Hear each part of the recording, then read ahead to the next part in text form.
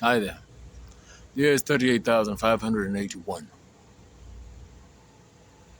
I'm building that calendar, but it takes a lot of meticulous work and detail.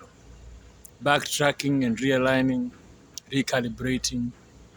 It's a long, ancient art. And I've really had to forego most of what was put in its place because it's corrupted.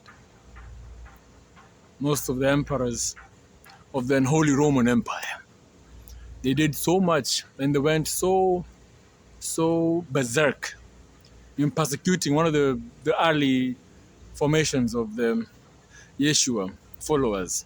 And because they persecuted them so violently, they destroyed all the books that they were holding on to. They destroyed libraries that were so ancient that Yeshua himself perused. Why? Why were they so adamant at erasing that history? And then you find out they erased all the history, persecuted all the people that were sacred knowledge keepers and the ancient treasure troves of ancient knowledge, our ancient intelligence, which goes way beyond even time.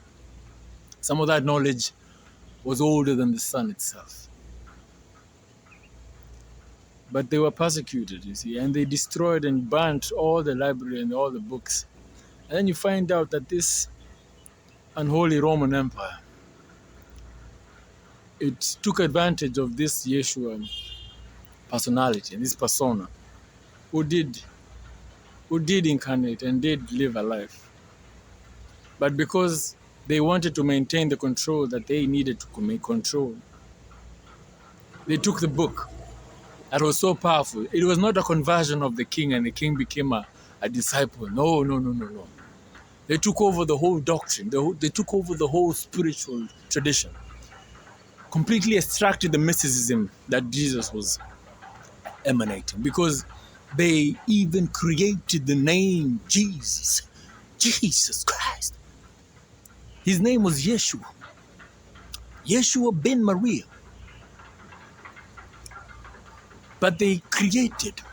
Nobody translates names, you see.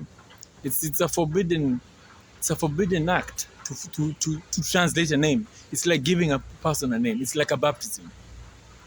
So instead of proclaiming the revolution successful that Jesus' sacrifice was intended to do, they supplanted it.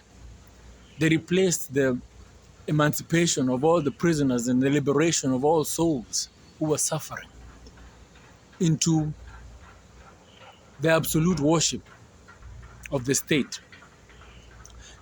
Bear with me. Jesus overcame death itself. But the idol we worship is an emblem of execution.